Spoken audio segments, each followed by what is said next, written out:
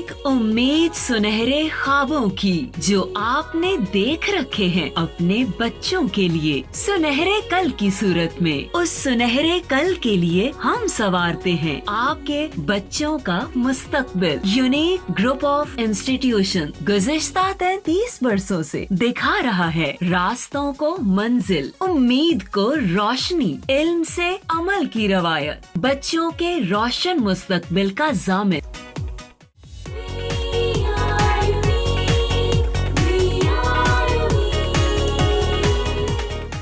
बिस्मिल्लाहिर्रहमानिर्रहीम। अस्सलाम वालेकुम डियर स्टूडेंट्स, कैसे हैं बच्चों आप लोग? ठीक ठाक जी। तो अब तक आपका T2 भी हो चुका होगा। आई होप कि आपने उसको बेस्ट अटेम्प्ट किया होगा। अच्छी बात है बेटे। हम प्रीवियस लेसन में मियोसिस कंप्लीट कर चुके हैं। आज हमारा लेक्चर है लेक्चर नंबर 51 और मियोसिस में हमने देखा था कि एक parent cell, one diploid eukaryotic cell give rise 4 haploid daughter cells. Haploid, diploid means chromosomes, diploid means chromosomes are in the form of pairs, while haploid means chromosomes remains half और chromosomes are not in the form of pairs. Meiosis का मतलब ही मियोन से ये word लिया गया है, Greek word है ये मियोन, और जिसका मतलब है टू मेक स्मॉलर, क्योंकि इसमें क्रोमोसोम्स की तादाद रिड्यूस हो रही होती है, क्रोमोसोम्स की तादाद हाफ हो रही होती है, इसलिए इस डिवीज़न का दूसरा नाम रिडक्शन डिवीज़न भी है। नो डाउट कि इसमें सेल्स की तादाद 1 से 4 सेल प्रोड्यूस हो रहे हैं, one parent cell giving 4 cells, लेकिन यहाँ पर क्रोमोसोम्स की तादाद हाफ हो रही है। क्या क्रोमोसोम्स की तादाद हाफ होने का भी कोई फ़ायदा है? ये तो हमें पता है कि meiosis occurs in germ line cells. Germ line cells कौन से सेल्स होते हैं? These are found in the reproductive organs and have to give rise the gametes. ये वो सेल्स होते हैं जो खुद तो डिप्लॉइड होते हैं, क्योंकि आपने डेफिनेशन देखी है मियोसिस की कि एक डिप्लॉइड सेल ने हैप्लॉइड सेल प्रोड्यूस करने हैं, खुद वो डिप्लॉइड है। तो यहाँ पर सिग्निफिकेंस ऑफ मियोसिस जो है, स्पेसिफिकली इसकी इम्पोर्टेंस जो है मियोसिस की, meiosis is very important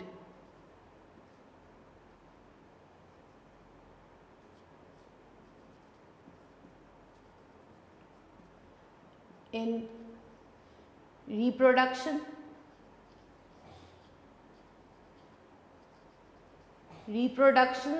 and inheritance।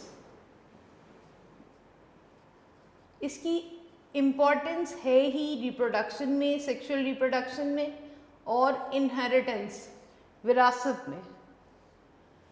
और इसको सबसे पहले इसके सिग्निफिकेंस को स्टडी किया था ऑगस्ट वेस्टमैन ने। ये भी जर्मन बायोलॉजिस्ट हैं। Significance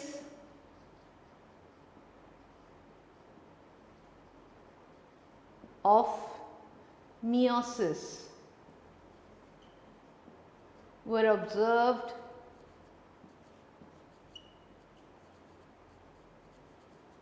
by August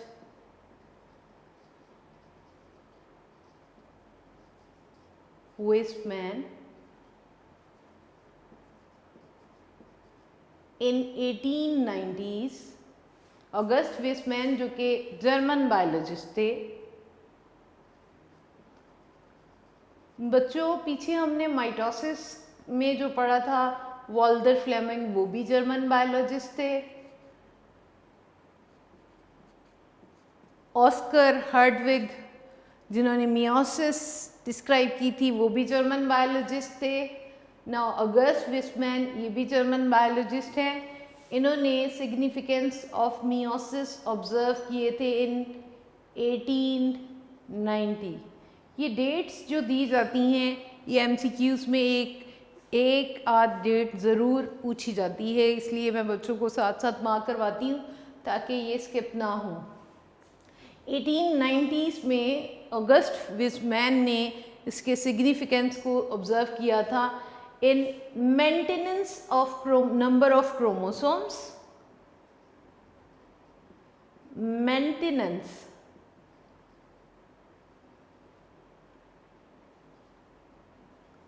of number of chromosomes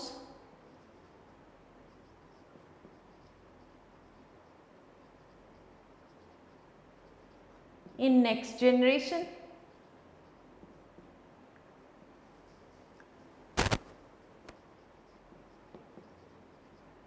Maintenance of number of chromosomes in next generation and source of variations. Source of variations.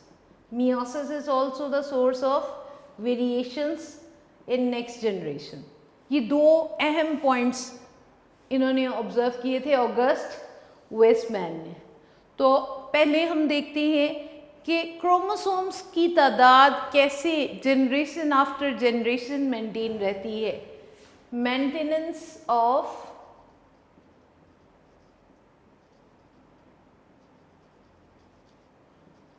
number of chromosomes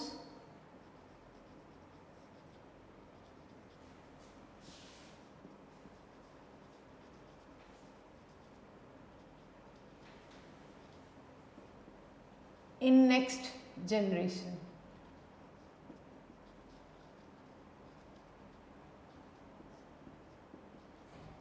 बच्चों, sexual reproduction जो है हमने पढ़ा है कि germline cells will undergo meiosis to produce haploid gametes। एक बात याद रखिएगा कि तमाम ऑर्गेनिजम्स में तमाम ऑर्गेनिजम्स के सेल्स में क्रोमोसोम्स की तादाद एक ही होती है। फॉर एग्ज़ाम्पल, अगर ह्यूमन बॉडी सेल्स में एक सेल में 46 क्रोमोसोम हैं, तो अगर एक भी क्रोमोसोम कम या ज़्यादा हो जाए तो पूरी की पूरी ह्यूमन पर्सनालिटी, ह्यूमन बॉडी जो है वो डिसऑर्डर्स का शिकार हो सकती है। ठीक है। और मियोसिस एक ऐसा प्रोसेस है जो कि क्रोमोसोम्स की तादाद को जनरेशन आफ्टर जनरेशन मेंटेन रखता है। ठीक है।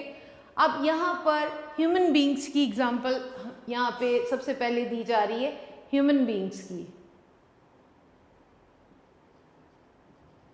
कि ह्यूमन बींग्स के अंदर नंबर ऑफ क्रोमोसोम्स मेंटेन रहती हैं bye the process of meiosis. होता क्या है, number remain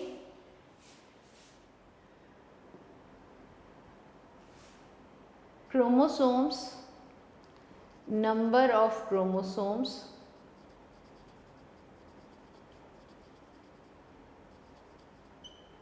remains same generation after generation।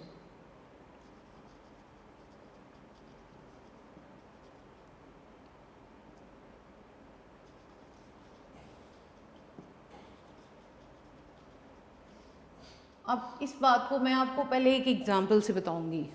हमें ये पता है कि एग और स्पर्म्स के कॉम्बिनेशन से जाइगोट बनता है। ये बात आपको मैं माइटोसिस के सिग्निफिकेंस में बता चुकी हूँ। बच्चों, ये डिप्लॉइड सेल है और याद रखिएगा कि एग्स और स्पर्म्स ये ख़ास सेल्स प्रोड्यूस करती हैं एग्स को या स्पर्म्स को, विच ये इन दोनों को एक नाम दिया जाता है गैमेट्स का, gametes, and these gametes are haploid. इनमें क्रोमोसोम्स की तादाद हाफ हो जाती है। जब भी याद रखिएगा कि gamete mother sales, gamete mother sales, ये वो खास डिप्लॉइड सेल्स होते हैं जो कि मियोसिस के ज़रिए से इनको गैमेट मदर सेल्स को हम एक और नाम भी देते हैं जर्म लाइन सेल्स का, जर्म लाइन सेल्स। ये खुद क्या हैं? ये दो नाम हैं इनके, गैमेट मदर सेल्स या जर्म लाइन सेल्स। ये खुद डिप्लॉइड होते हैं, डिप्लॉइड होते हैं, ख़ास किस्म के ऑर्गन्स में प्रोड्यूस होते हैं ये, मेल्स में और फीमेल्स में। और ये गैमेट मदर सेल्स, क्योंकि हम इन दोनों को नाम इकट्ठा दे रहे हैं गैमेट्स का, ठीक है। तो ये जिन सेल्स में प्रोड्यूस होते हैं, जो सेल्स इनको प्रोड्यूस, इन गैमेट्स को करती हैं, उनका नाम है गैमेट मदर सेल्स। ये गैमेट मदर सेल्स डिप्लॉइड होती हैं। इनमें क्रोमोसोम्स की तादाद हाफ होती है, डबल होती है, 2n। और जब भी ये gamete mother sales gametes produce करती हैं, they will undergo meiosis, they will undergo meiosis. खुद देखें कि ये गैमेट मदर सेल्स क्या हैं? डिप्लॉइड हैं, जर्म लाइन सेल्स या गैमेट मदर सेल्स। ये ख़ास सेल्स होती हैं which are present in the male and female reproductive system, और ये जब भी गैमेट्स प्रोड्यूस करेंगे they will undergo meiosis। अब meiosis क्यों करेंगे? to produce haploid gametes, haploid gametes। Gametes कौन कौन से हो सकते हैं? in females egg and in male sperms। ये हैप्लॉइड प्रोड्यूस होंगे, ठीक है। नेचर ने, मैंने स्टार्ट में बात की कि मिलियन ह्यूमन बींग्स भी प्रोड्यूस होंगे, तो उनमें क्रोमोसोम्स की तादाद नॉर्मल में सेम होगी तमाम बॉडी सेल्स में, और उसको मेंटेन रखा bye the process of meiosis. क्योंकि जब भी गैमेट्स प्रोडक्शन का टाइम आएगा तो gamete mother sales which are diploid but they will undergo meiosis and give rise haploid gametes। Haploid gametes क्यों प्रोड्यूस हुए हैं? क्योंकि ये हैप्लॉइड गैमेट्स जब फर्टिलाइज होंगे तो they will give rise the zygote which is n+n2n। Zygote एक वो सेल है, वन सेल है, ये बात हम प्रीवियस लेसन में पढ़ चुके हैं कि एक सेल है जिसके अंदर सेवरल टाइम माइटोसिस होती है। ये एक ऐसा डिप्लॉइड सेल होता है जाइगोट, जो कि सेवरल टाइम माइटोसिस करके after mitosis give rise a complete human being और एन इंडिविजुअल। एक जाइगोट से इंडिविजुअल बनने तक को हम क्या कह सकते हैं? डेवलपमेंट। और हमने पढ़ा था कि डेवलपमेंट में जो सेल डिवीजन होगी दैट इज माइटोसिस। लेकिन अब जब रिप्रोडक्शन का टाइम है, रिप्रोडक्टिव सेल्स जो एग्स और स्पर्म्स हैं which are collectively named as gametes, they will be produced by the process of meiosis in gamete mother cells, ठीक है। अगर ऐसा ना होता, अगर ये एग्स और स्पर्म्स डिप्लॉइड ही प्रोड्यूस होते, डिप्लॉइड प्लस डिप्लॉइड, तो ये 4n हो जाते।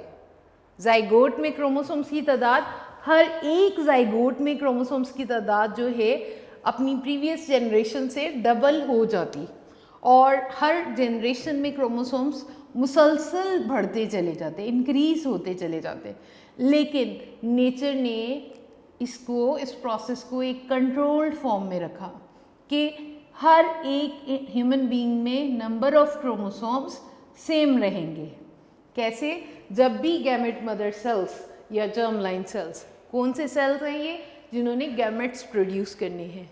ये वो सेल्स हैं जो गैमेट्स प्रोड्यूस करने के लिए रिस्पॉन्सिबल हैं, और ख़ुद ये डिप्लॉइड हैं, ठीक है बच्चों, डिप्लॉइड हैं। and they will undergo meiosis, as meiosis is the reduction division, और ये meiosis के ज़रिए से ऐसे gametes प्रोड्यूस करेंगे, दोनों एग्स या स्पर्म्स ऐसे प्रोड्यूस होंगे जो कि हैप्लॉइड होंगे, और इन गैमेट्स की फर्टिलाइजेशन से, फर्टिलाइजेशन ऑफ गैमेट्स से जाइगोट प्रोड्यूस होगा विच इज डिप्लॉइड। आप देख रहे हैं n+n, that is diploid zygote, और ये जाइगोट जो डिप्लॉइड हो चुका है that is the start of an individual, एक इंडिविजुअल का स्टार्ट एक डिप्लॉइड सेल जाइगोट से होता है, और ये सेवरल टाइम माइटोसिस करके इंडिविजुअल प्रोड्यूस करता है, ठीक है। लेकिन ये जाइगोट दो ऐसे सेल से प्रोड्यूस हुआ है, बना है ये जाइगोट जो कि हैप्लॉइड हैं, which are produced by the process of meiosis, ठीक है बेटे, इज इट क्लियर। ये पहली एग्जांपल है ह्यूमन बींग्स की, कि ह्यूमन बींग्स में number of chromosomes remain same generation after generation. क्या होता है, जर्मलाइन सेल्स या gamete mother sales, gamete mother sales पहले तो अपना इसके बारे में कॉन्सेप्ट बना लें कि ये वो सेल्स हैं जो रिप्रोडक्टिव सिस्टम में पाए जाते हैं, male and female reproductive system में पाए जा रहे हैं, क्योंकि मैंने आपको बताया गैमेट वर्ड हम दोनों के लिए यूज़ करते हैं, एक्स के लिए भी और स्पर्म के लिए भी, ये दोनों को इंडिकेट करेगा। गैमेट मदर सेल्स दोनों सिस्टम में पाए जाते हैं, मेल और फीमेल रिप्रोडक्टिव सिस्टम में, which will produce gametes in male sperms and in females eggs are produced which are haploid and they are produced by the process of meiosis। meiosis के ज़रिए से produce हो रहे हैं, और जब ये haploid cells फर्टिलाइजेशन के ज़रिए से एक सेल बनेगा दैट इज़ जाइगोट, और ये जाइगोट डिप्लॉइड हो जाएगा। ये diploid cell zygote will undergo mitosis and produce an individual which is again diploid, और इस तरह से क्रोमोसोम्स में कोई चेंज नहीं आता, और क्रोमोसोम्स में क्रोमोसोम्स की तादाद जनरेशन आफ्टर जनरेशन सेम रहती है। ये थी ह्यूमन बींग्स की एग्जांपल। दूसरी एग्जांपल वो बता रहे हैं हैप्लॉइड फंजाई में, और दूसरे हैं प्रोटोजोन्स। उनमें गैमेट्स जो बनने का टाइम आता है वो होते भी हैप्लॉइड हैं। फर्स्ट एग्जांपल थी ह्यूमन बींग्स की, सेकंड है जी इन हैप्लॉइड फंजाई। कुछ फंजाई ऐसी है जिसकी बॉडी ही हैप्लॉइड होती है। इन haploid fungi and protozoans,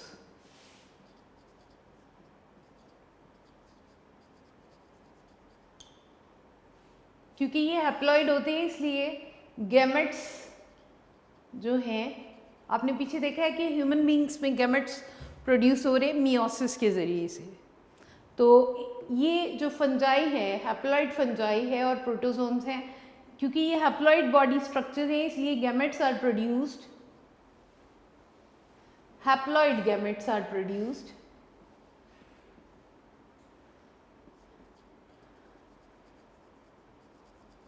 bye mitosis. इनमें गैमेट्स बनते ही माइटोसिस के ज़रिए से हैं। थर्ड एग्जाम्पल जो दे रहे हैं प्लांट्स की, यहाँ पर maintenance of number of chromosomes in next generation के सिग्निफिकेंस को हम डिस्कस करें।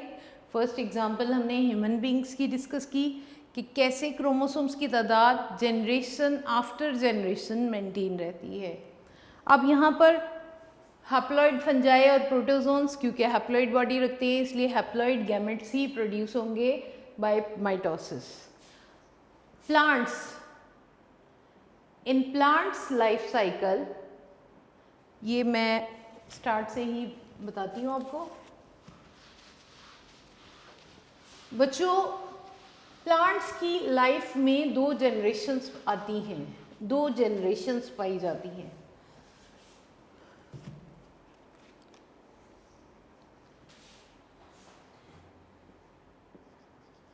Plants show alternation of generation, alternation of generation। इस बात को, इस सेंटेंस को मैं पहले एक्सप्लेन करूंगी। प्लांट्स की लाइफ में दो बड़ी जनरेशन्स आती हैं। First one generation named as sporophyte, sporophyte, phyte का मतलब ही प्लांट होता है, और दूसरी जनरेशन है गैमेटोफाइट।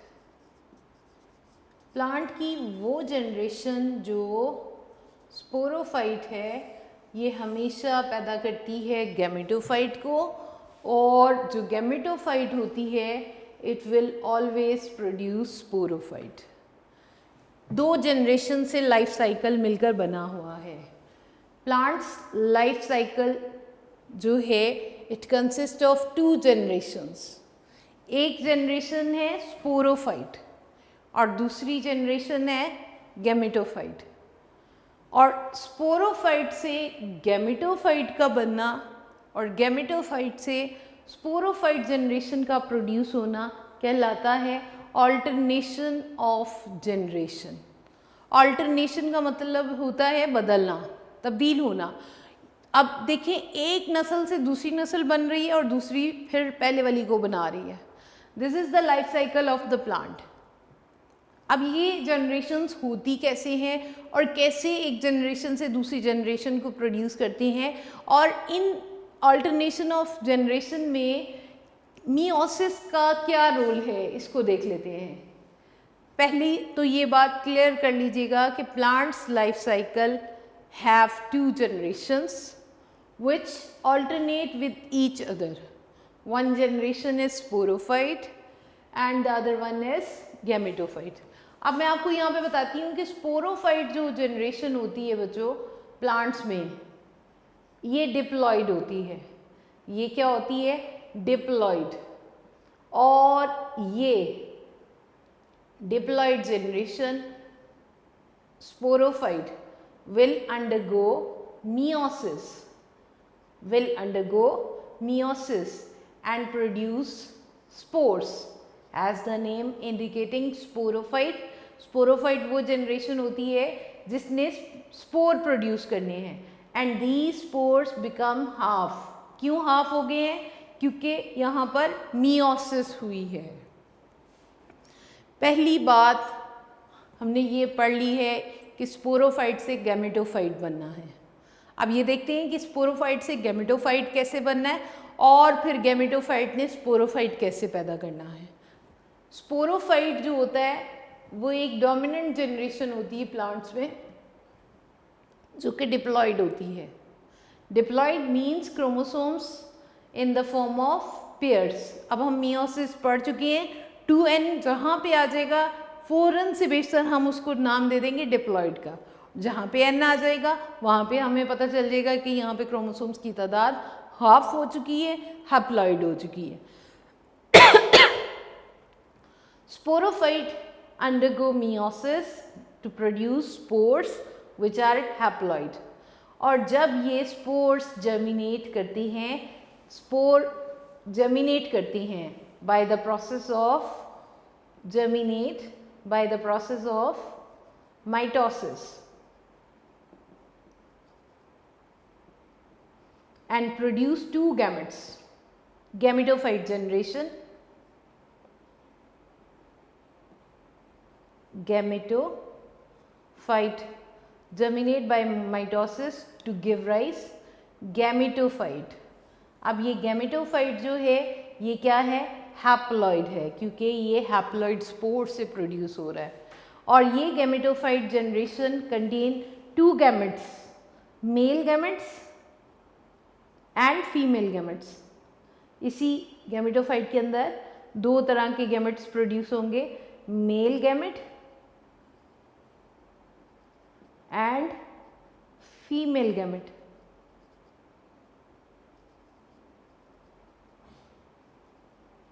और जब इन दोनों गैमेट्स की फर्टिलाइजेशन होगी बच्चों, इन दोनों गैमेट्स की फर्टिलाइजेशन से, fertilisation of these two gametes which are haploid, haploid body से प्रोड्यूस हो रहे हैं, हैप्लॉइड हैं, फर्टिलाइजेशन होगी तो क्या प्रोड्यूस होगा, diploid zygote, zygote which is diploid 2n, ठीक है। और ये 2n ज़ाइगोट जो होगा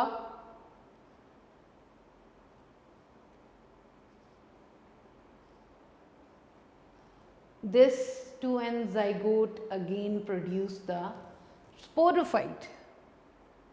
पहले हमने बात की कि प्लांट्स लाइफ साइकिल में 2 जनरेशन्स होती हैं। One generation is named as sporophyte and the second one is named as gametophyte. Sporophyte हमेशा गैमेटोफाइट पैदा करता है और जो गैमेटोफाइट है उससे स्पोरोफाइट बनता है, ठीक है। This is named as alternation of generation, एक जनरेशन से दूसरी जनरेशन का बदल जाना या बन जाना, पैदा हो जाना। अब आप देख रहे हैं कि स्पोरोफाइट से गैमेटोफाइट बन रहा है और गैमेटोफाइट से स्पोरोफाइट बन रहा है। अब इसके प्रोसेस को हम पूरे को स्टडी कर रहे हैं इन दिस फ्लो चार्ट कि स्पोरोफाइट है विच इज़ डिप्लॉइड। बच्चों ये बात आपने याद रखनी है कि इसमें क्रोमोसोम्स डिप्लॉइड है, डबल है, इसलिए ये डिप्लॉइड है। और and sporophyte will undergo meiosis. क्यों मियोसिस कर रहा है? To produce haploid spores. और ये haploid spores germinate by mitosis. Haploid number of chromosomes को रहते हुए ही जो बॉडी स्ट्रक्चर बनाएगा that is haploid gametophyte. Gametophyte haploid है क्योंकि ये प्रोड्यूस किससे हुआ है? हैप्लॉइड स्पोर से। और स्पोर्स हैप्लॉइड हो चुके हैं ड्यू टू मियोसिस, ठीक है। अब gametophyte contain 2 gametes, male gametes and female haploid gametes. After the fertilisation of these 2 gametes, diploid zygote is produced. That zygote will germinate into a germinate, क्योंकि ये भी diploid है तो germinate into a sporophyte। इस तरह से plants का life cycle चलता है कि स्पोरोफाइट जो डिप्लॉइड है वो खुद क्या है? डिप्लॉइड है। It will produce gametophyte which is haploid, ठीक है। Sporophyte will produce gametophyte and gametophyte will produce sporophyte. This is named as alternation of generation. Alternation of generation. These are the 3 examples in the maintenance of number of chromosomes in next generation. 3 examples हमारी book में उन्होंने दी हैं। पहली human being की दी है जिसमें वो कह रहे हैं कि गैमेट मदर सेल्स जब भी गैमेट्स बनने का टाइम आएगा they will undergo meiosis and produce haploid gametes. और जब ये दोनों गैमेट्स फर्टिलाइज होंगे डिप्लॉइड ज़ाइगोट बनाएंगे और उससे एक डिप्लॉइड इंडिविजुअल डेवलप होगा, ठीक है। इस तरह से क्रोमोसोम्स की तादाद ह्यूमन बीइंग्स में भी मेंटेन रहती है। फिर प्लांट्स की बात करेंगे। प्लांट्स में 2 जनरेशन्स आती हैं। One generation is sporophyte and the other one is gametophyte. Sporophyte will give rise spores and gametophyte will give rise gametes, ठीक है। और स्पोरोफाइट क्या होगा? डिप्लॉइड होगा, यानी उनमें क्रोमोसोम्स की तादाद डबल होगी। और गैमेटोफाइट क्या होगा? हैप्लॉइड होगा, यानी उनमें क्रोमोसोम्स की तादाद हाफ होगी। तो ऐसा किस तरह से हो सकता है कि स्पोरोफाइट गैमेटोफाइट को दे प्रोड्यूस करे और गैमेटोफाइट स्पोरोफाइट को? देखें कि स्पोरोफाइट जो खुद डिप्लॉइड है वो जब भी उसने गैमेटोफाइट प्रोड्यूस करना है it will undergo meiosis and produce haploid spores. Haploid spores germinate by mitosis and give rise gametophyte. This gametophyte which is haploid contain male gametes and female gametes.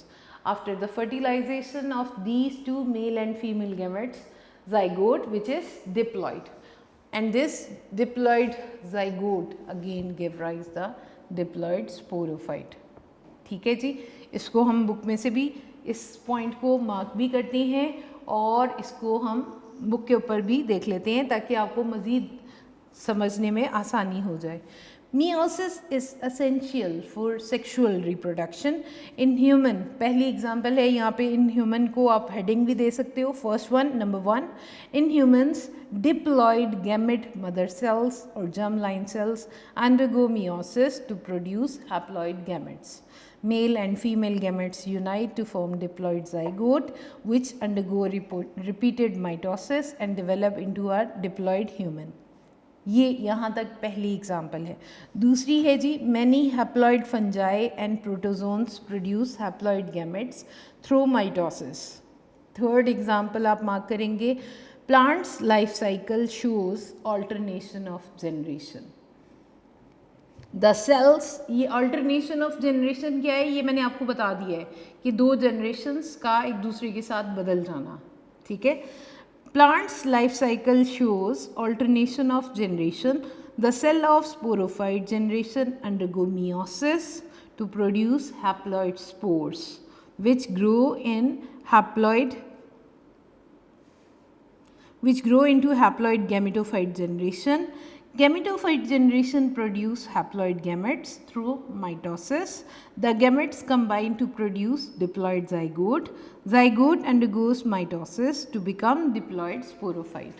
यही बात आपको यहाँ पे इस फ्लो चार्ट की सूरत में भी दिखाई जा रही है. ये स्पोरोफाइट एक जनरेशन है, दूसरी गैमेटोफाइट है. You can see here diploid है और ये स्पोर प्रोड्यूस करेगा किस प्रोसेस के ज़रिए से, बाय मियोसिस. और मियोसिस के ज़रिए से हैप्लॉइड स्पोर प्रोड्यूस हुए, germinate by mitosis to give rise gametophyte. ठीक है बेटे, ये 3 एग्जांपल्स हैं और ये अच्छी तरह से याद करनी है. यहाँ पर how plants show alternation of generation आ जाए तो ये तीसरी एग्जांपल आप बताएंगे. इसके बाद है production of variations in next generation. दूसरा सिग्निफिकेंस है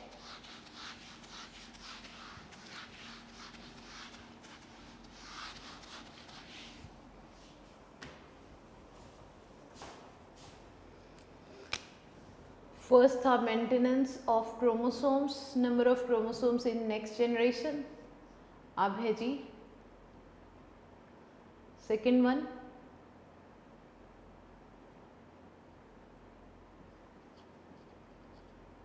production of variations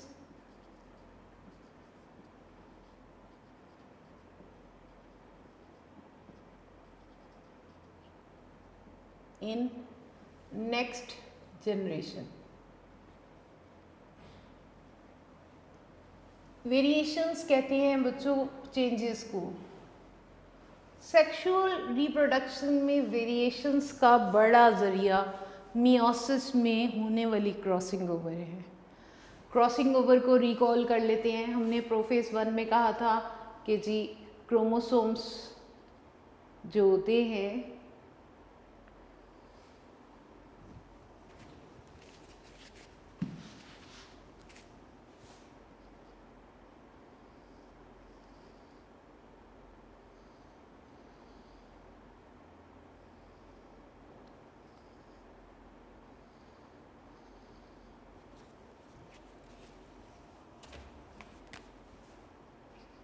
this one named as homologous chromosome और ये हम पढ़ चुके हैं, रिकॉल कर रहे हैं ताकि आपको यहाँ पे इस पॉइंट को समझने में आसानी हो जाए.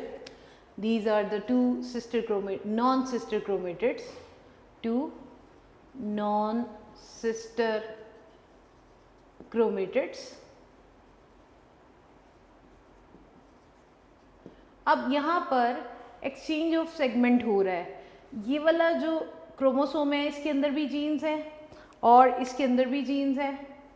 ठीक है बेटे, यहाँ से जीन्स मूव करके इसमें आ जाएंगे और इससे जीन्स जो होंगे रेड वाले के जीन्स ब्लैक में और ब्लैक वाले के जीन्स जो हैं वो रेड के अंदर आ जाएंगे. और जब ये क्रॉसिंग ओवर का प्रोसेस हो जाएगा तो कुछ ऐसे आपको क्रोमोसोम्स के अंदर कुछ पॉइंट्स के अंदर कुछ चेंज जो नज़र आएगा वो इस फॉर्म में होगा कि इसका इतना पार्ट जो है वो इतने जीन्स चेंज हो चुके हैं. ठीक है, ये मैं रिकॉल करवा रही हूँ for understanding of this point, कि आप देख लें कि इस तरह से क्रॉसिंग ओवर हुई। पीछे माइटोसिस में हमने कहा था कि क्रोमोसोम्स की तादाद भी सेम होती है और सेल्स आर 100% अलाइक, एक जैसे होते हैं। क्यों? क्योंकि उनके अंदर जीन्स में कोई चेंज नहीं आ रहा होता। ठीक है, अब यहाँ पर आप देख लें, ये जो होमोलोगस क्रोमोसोम था, पेयर था, इसके अंदर ये चेंज आ चुका है, this one and this one, आप देख सकते हैं। This process is named as crossing over, और crossing over before the production of gametes, क्योंकि मियोसिस होती ही गैमेट सेल्स में है, गैमेट मदर सेल्स में है, और जब गैमेट्स प्रोड्यूस होने से पहले उनमें क्रॉसिंग ओवर का प्रोसेस हो जाएगा और उन गैमेट्स के अंदर कुछ नए जीन्स आ जाएंगे। ठीक है बेटे, गैमेट्स यानी एग्स और स्पर्म्स में जब क्रॉसिंग ओवर के ज़रिए से, प्रोसेस के ज़रिए से जब उनके अंदर जीन्स का एक्सचेंज हो जाएगा तो उनकी का जेनेटिक मेकअप जो है, जेनेटिक कॉम्बिनेशन जो है वो चेंज हो जाएगा। जीन्स एक क्रोमोसोम से दूसरे में जाने से सेल के अंदर, गैमेट्स के अंदर, एग्स के अंदर या स्पर्म्स के अंदर भी वो चेंज जाएगा, उनका जेनेटिक सेटअप चेंज हो जाएगा। ठीक है, और जब ये गैमेट्स फर्टिलाइजेशन के बाद एक नया इंडिविजुअल प्रोड्यूस करेंगे तो वो इंडिविजुअल अपने पेरेंट बॉडी से, अपने पेरेंट सेल से, पेरेंट से टोटली डिफरेंट होगा। क्यों डिफरेंट होगा? बहुत सारे कैरेक्टर्स वैसे भी होंगे। आप देखें कि हमारी बहुत सारे कैरेक्टर्स हमारे पेरेंट्स जैसे होते हैं और बहुत सारे कैरेक्टर्स डिफरेंट भी होते हैं। बहुत सारे सिमिलर होते हैं, बहुत सारे डिफरेंट होते हैं। डिफरेंसेस की वजह ये प्रोसेस है crossing over during the prophase 1 of meiosis, जिसकी वजह से डिफरेंट कैरेक्टर्स इंडिविजुअल में आते हैं और जनरेशन आफ्टर जनरेशन मज़ीद कैरेक्टर्स चेंज होते चले जाते हैं, क्योंकि जेनेटिक सेटअप चेंज हो जाता है। जीन्स का सेगमेंट, जो जेनेटिक सेगमेंट्स जो एक्सचेंज हुए होते हैं, उसकी वजह से नए कैरेक्टर्स आ जाते हैं। As you know, genes are responsible to control the inheritance को, विरासत को। अब जब नए जीन्स आएंगे तो नए कैरेक्टर्स भी आएंगे, और जब नए कैरेक्टर्स आते हैं तो उसका ये फ़ायदा होता है कि एक इंडिविजुअल अपनी एनवायरनमेंट में रहने के लिए बेहतरीन तरीके से अपने कैरेक्टर्स को मॉडिफाई कर लेता है। अब देखें कि हम अगर अपने ग्रैंड पेरेंट्स से बहुत सारे कैरेक्टर्स डिफरेंट रखते होंगे, हो सकता है उनके एनवायरनमेंट जिस टाइम पीरियड में वो होंगे, वो उस टाइम पे उनके लिए एनवायरमेंटल चेंजेस कुछ और तरह की होंगी, जो आज हम यहाँ पर अपनी एक एनवायरनमेंट रखते हैं उससे टोटली डिफरेंट है, और हम इस एनवायरनमेंट में रहने के लिए अपने आप को अडॉप्ट कर चुके हैं, क्योंकि हमारे अंदर कुछ बॉडी की स्ट्रक्चरल चेंजेस ऐसी आई हैं, कुछ ये प्रोसेस ऐसे हैं जो कि जीन्स को चेंज कर देते हैं और एक इंडिविजुअल अपनी एनवायरनमेंट को बेहतरीन तरीके से अडॉप्ट करने के काबिल हो जाता है। So production of variations in next generations, आप देख लें कि हर नेक्स्ट जनरेशन में जो किड्स होते हैं, बेबीज़ होते हैं, वो बहुत सारे डिफरेंट भी कैरेक्टर्स शो करते हैं। बहुत सारे कैरेक्टर्स उनके पेरेंट्स जैसे होते हैं, बहन भाइयों जैसे होते हैं, लेकिन बहुत सारे कैरेक्टर्स डिफरेंट भी होते हैं। So the variations are produced due to the crossing over in meiosis. Meiosis के ज़रिए से वेरिएशंस लाजमी आती हैं ड्यू टू क्रॉसिंग ओवर। ठीक है बेटे, ये 2 पॉइंट्स हैं आज के हमारे लेसन के, सिग्निफिकेंस ऑफ मियोसिस, जिसमें हमने पढ़ा है कि रिप्रोडक्शन और इनहेरिटेंस में इसकी बहुत ज़्यादा मियोसिस की इम्पॉर्टेंस है, क्योंकि इसको सबसे पहले स्टडी किया था ऑगस्ट विसमैन ने इन 1890s में, और इसको हमने स्टडी किया है 2 पॉइंट्स में, maintenance of number of chromosomes in next generation, और सेकंड वन हमने पढ़ा है production of variations in next generation में। ठीक है, ये 2 पॉइंट्स, आपको ये लॉन्ग भी आ सकता है सिग्निफिकेंस ऑफ मियोसिस में, तो आपको ये कंप्लीट पॉइंट लिखना होगा, दोनों पॉइंट्स लिखने होंगे। हाँ, अगर शॉर्ट में आ जाए how variations are produced in next generation, तो आपको ये दूसरा पॉइंट पूरा बताना होगा। इसको भी बुक में से भी देख लेते हैं। The chromosome pairs of each parent undergo crossing over during meiosis. हमने देखा है ये क्रोमोसोम पेयर क्रॉसिंग ओवर कर रहा है मियोसिस के दौरान में। So daughter cells gametes have genetic variations. Daughter cells mean यहाँ पे जो नए सेल्स बनने हैं वो गैमेट्स हैं और उनके अंदर वेरिएशंस पाई जाएंगी। When gametes fuse to form zygote, its genetic makeup is different from parents. जब ये zygote एक नया इंडिविजुअल बनाएगा तो उसका जेनेटिक मेकअप जो होगा, जेनेटिक जीन्स का जो कॉम्बिनेशन है वो उसके पेरेंट सेल से टोटली चेंज हो जाएगा due to this crossing over. Thus meiosis allow a species to bring variations in next generation, beneficial variations, फ़ायदेमंद वेरिएशंस, वो वेरिएशंस जो एक एनवायरनमेंट में ऑर्गेनिज्म को बेहतरीन तरीके से सर्वाइव करने के काबिल बनाती है, उसको हम कहते हैं beneficial variations. Help organisms to adopt to the changes in the environment. ठीक है बेटे, ये हमारा लॉन्ग टॉपिक भी है सिग्निफिकेंस ऑफ मियोसिस का, तो इसको आप अच्छी तरह से याद करेंगे। ठीक है।